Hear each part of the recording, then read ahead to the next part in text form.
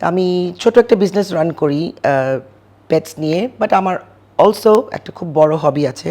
হবি হলো terrarium making as well as gardening, plant রাখা।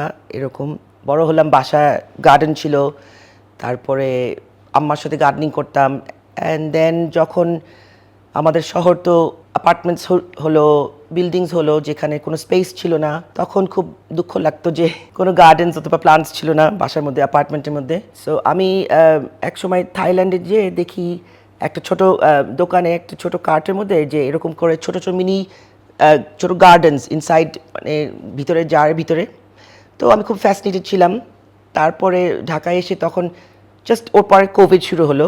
তো কোভিডের ঠিক আগে, লকডাউনের আগে আমি কিছু কিছু গ্লাস জার জোগাড় করে লকডাউনের সময় খুব নিজে নিজে করতাম। কিছু বুঝতাম না যে কেমন করে, কোন গাছ লাগবে, কোন সয়েল দিয়ে হতো। তো প্রথম প্রথম আমার এইগুলা মারা যেত, হতো না, অথবা এক্স্যাক্টলি ওই ছবি দিয়ে অথবা ওরকম হতো না। আস্তে আস্তে বাই ট্রায়াল অ্যান্ড এরার শিখতে শিখতে রিয়েলাইজ করলাম যে কি কি লাগবে অ্যাকচুয়ালি এগুলোর সাস্টেইন করার জন্য।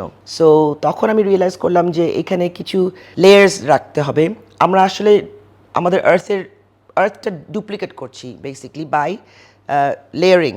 সো কিছু কিছু লেয়ার্স লাগে, কিছু কিছু মেটেরিয়ালস লাগে, সাবস্ট্রেট লাগে, যেটা রিচ ইন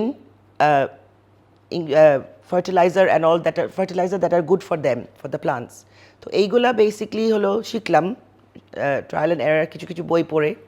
অ্যান্ড তারপরে ফাইনালি আমি মাস্টার করতে পেরেছি দ্যাট এগুলো এখন আর মারা যায় না, দে স্টে।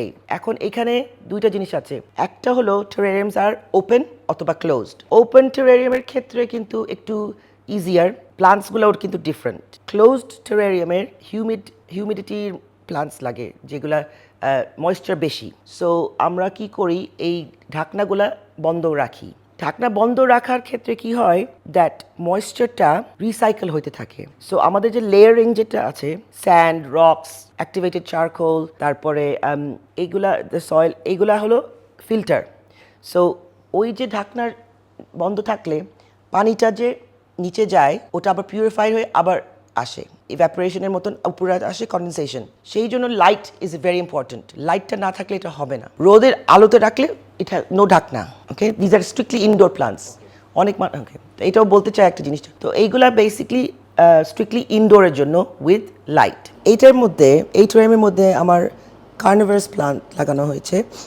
দ্যাট ইজ, এটা ওরা কিন্তু পোকা খেয়ে খেয়ে গ্রোথ হয়। তারপরে কয়েকটা কার্নিভারাস প্লান্ট এখানে ঢুকানো হয়েছে। তারপর এটা একটা ইন্টারেস্টিং, এখানে এটা একটা ডিজাইন, ডিফারেন্ট ডিজাইন করেছি। ভিতরে একটা কেভ আছে।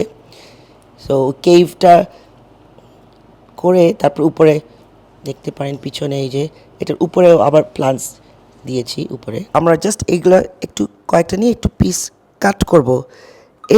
এই প্লান্টটা অ্যাকচুয়ালি খুব ইজি, এটার রুটস তো হইতেই থাকে। সো যে কোনো জায়গা থেকে কাটলে অসুবিধা হয় না, এটার গ্রোথ অনেক হয়।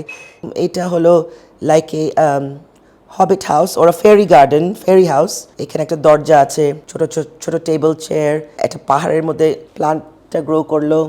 সো এইভাবে তারপরে বেসিকলি জাস্ট ওয়াইল্ড জঙ্গল টাইপ, বেশি কেয়ারফুলভাবে করা হয় না ওইভাবে, বিকজ নেচার তো গ্রো করে এদিকে আর ওইদিকে, whichever way they please.